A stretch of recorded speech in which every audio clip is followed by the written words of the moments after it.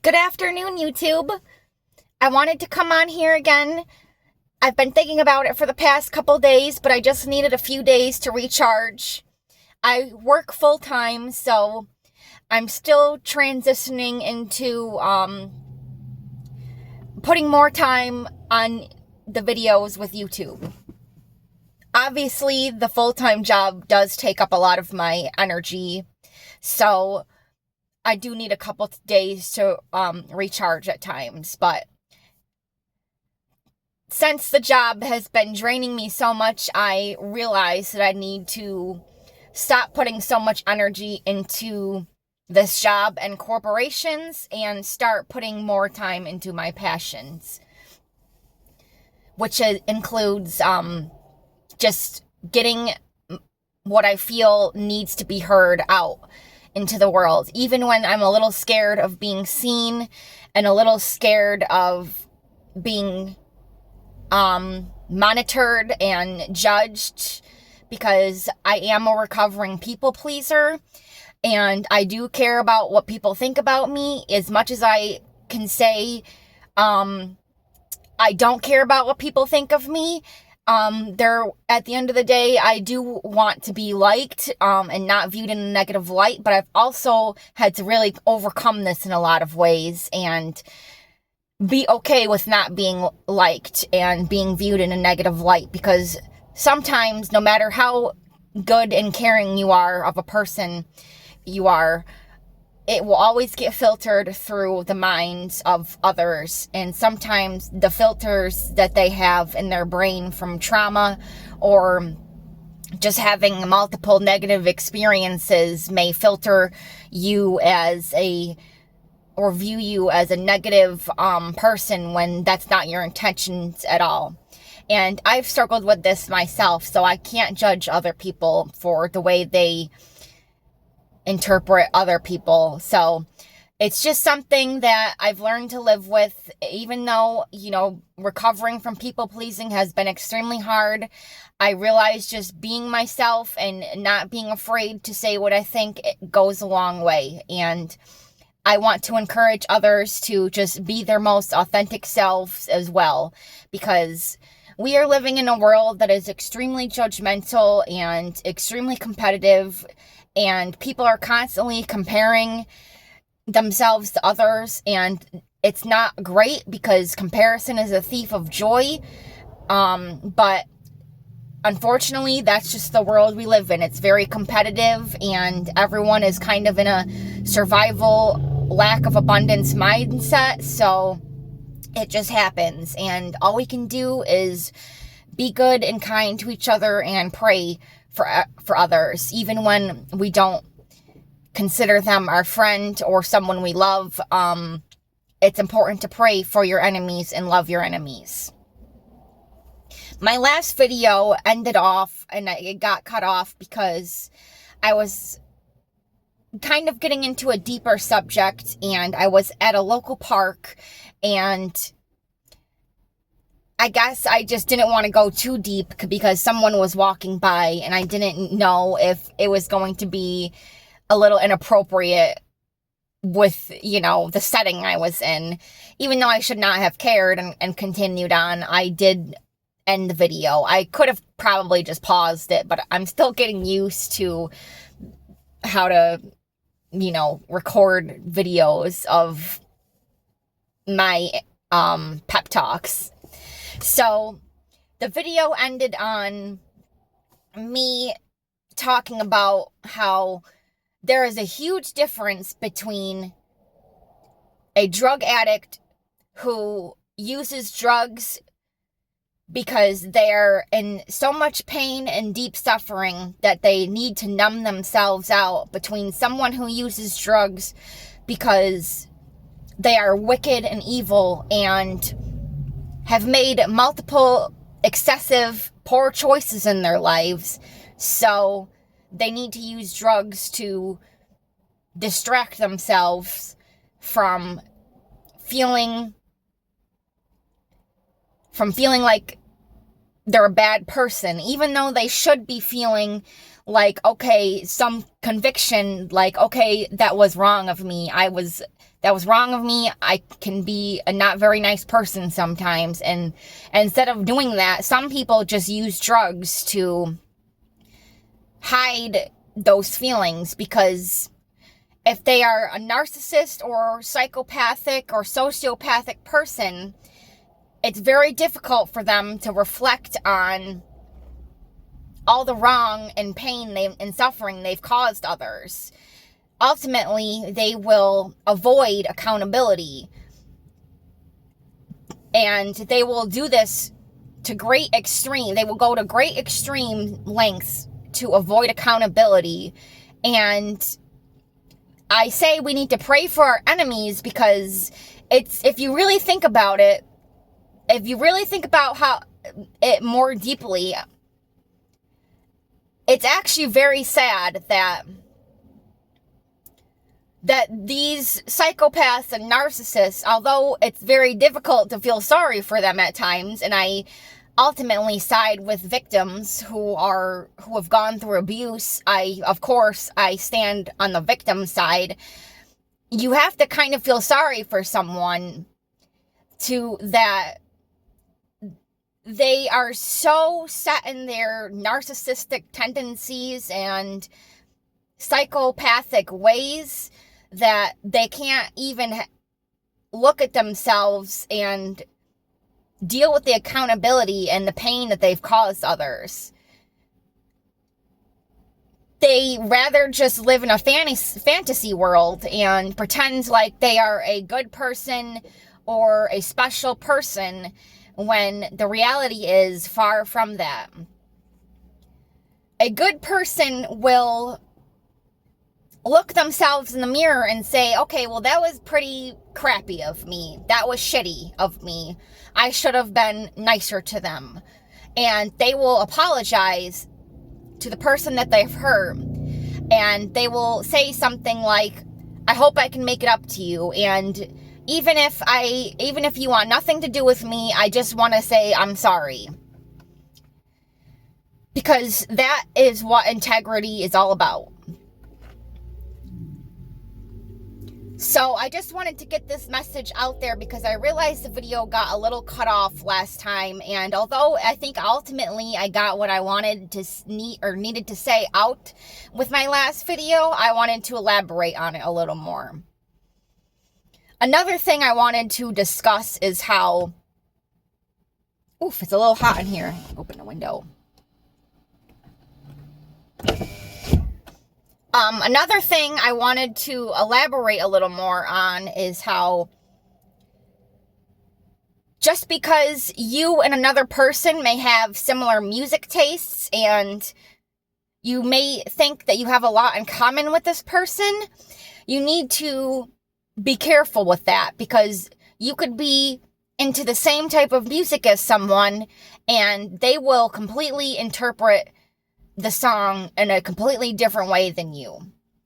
And this revelation was brought to light in my mind with a certain song, one of my favorite bands, Cage the Elephant. And I truly believe that the Lord put this on my brain to help me realize that, you know, even though you may vibe with someone with the same music tastes, they may be listening to the song and thinking a completely different thing than you are thinking. So the song is Social Cues by Cage the Elephant. And when I listen to that song, hide me in the bathroom, tell me when it's over. Don't know if I can play this part much longer. I don't know if it is right to live this way. So when I listen to that song, I relate to it as an introvert. I'm very introverted. I'm very protective of my energy now. Okay. I have to turn the air conditioner on. It's getting a little warm in here. So when I listen to that song, I think I don't know if it's right to be such an introvert that I kind of try to protect my energy to the extreme, and I push people away sometimes.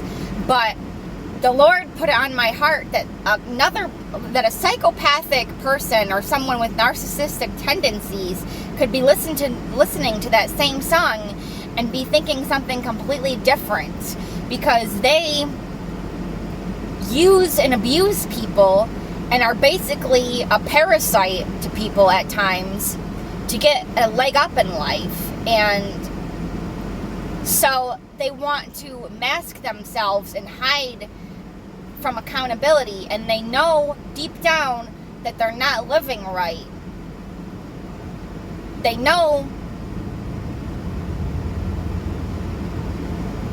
something's not right with using people, but they try to go along with the social cues of being a good person and pretending like they are a caring, loving human when the reality is they're not. And that kind of blew my mind a little, because I'm a big music lover, and it's pretty scary to have the reality slapped into your brain like that. Like, just because you vibe with someone and you're in the same room as them and you have a lot of similar tastes in music or fashion, etc., does not mean that that person is good for you. And this is kind of the name of the game with psychopaths and narcissistic people. And although I'm not a licensed psychologist and I cannot legally diagnose people with narcissism or being a psychopath,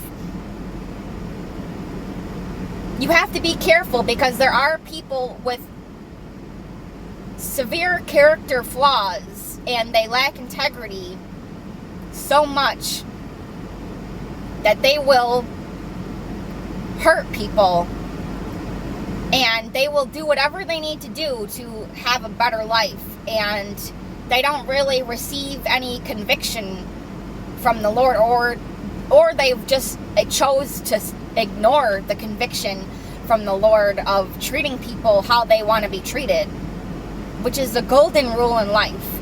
If there is anything that you do in this life, it is make sure to treat people the same way that you want to be treated.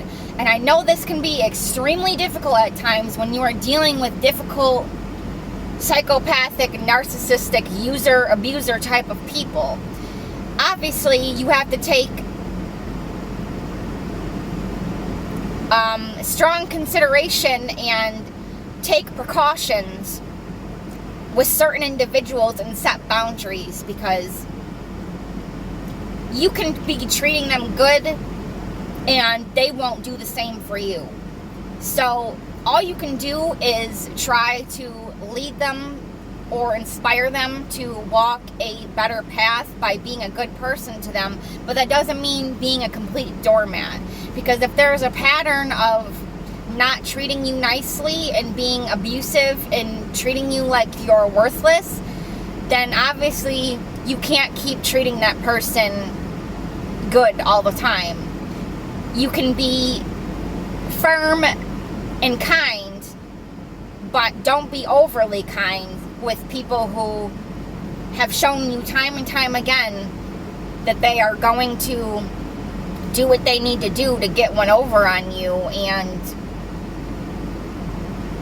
persistently have a lack of consideration for your feelings. Because although the golden rule is treating others how we want to be treated, we also have a strong need to take care of our vessels and not let people step all over us.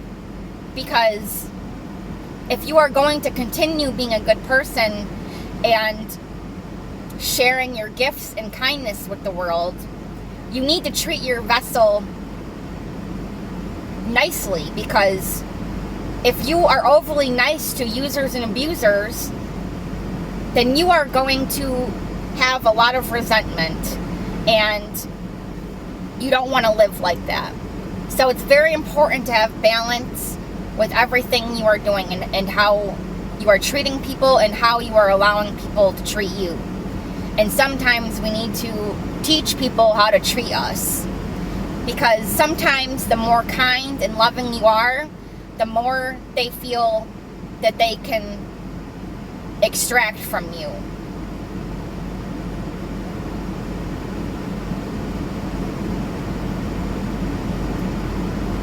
And I really just wanted to warn people about this, because sometimes psychopathic abusers, lying or pathological liars, and people with narcissistic tendencies can be the most charming, love-bombing, seemingly caring, most generous people in the entire world. And that is what is so scary, is it can be so easy to fall prey into their trap. And once they've got you, they will literally be like a parasite to you. Because if you are a kind and loving person, you basically have a never-ending well of empathy and consideration and love and help for people. And a narcissist or a pathological person needs that validation and love to feel good about themselves. And it's actually really sad if you think about it, because these people need such excessive admiration that they can't even function right without that excessive admiration. And this is why we need to pray for them, even when we don't want to, because a strong person does not need a lot of validation and admiration to live a good life. Obviously, everyone needs some support and love, because we are all human, but a strong person can continue on with life without a lot of support and a lot of love, and still show others love and kindness. But a pathological person is not capable of doing this, because something happened in their brain, or their brain is literally wired to need excessive attention and validation. And the more you hang out with someone and get to know them, the more you may realize that they are a narcissist or pathological person, because even when they're not treating you with the most respect and kindness, they will still try to get a lot of this validation and need for attention out of you. And it can be extremely exhausting, because you try to hint or explain to them, like, I want respect too. I want to be treated with kindness, and I want validation from you too. But they are literally not capable of giving you that sometimes, because their need for attention is so parasitic and so deep, and they have such a void in themselves that they literally have no choice but to be energy vampires. And it's really sad, because, and I'm not trying to sound like overly sympathetic with pathological people. Okay, obviously they are abusers, and they are very vindictive and wrathful and mean at times. But if you really think about it deeper, it is it's very haunting to think about how deep their void is, that they are willing to go to extreme lengths to get what they want out of people. And that's why it is so important to love your enemies, especially if you are a highly sensitive and kind and caring person, because sometimes the only thing that can overcome their wickedness and evil is love. And the only thing that may inspire their souls to change is you being good and kind to them and still treating them like a human, even when they're not doing it to others at times. But of course, you can love them. You may need to love them from a distance, and just be very careful and discerning on who you are giving your energy and life force to, because not everyone deserves it, and not all of them are willing to change. Some of them may be willing to change, though, so don't let them drag you down. Don't let them change. Don't let their bad behaviors affect your character, is what I'm getting at. And that is basically the message that I wanted to get across. I sincerely appreciate my viewers and subscribers, and I hope you all have a wonderful rest of your day. Bye-bye.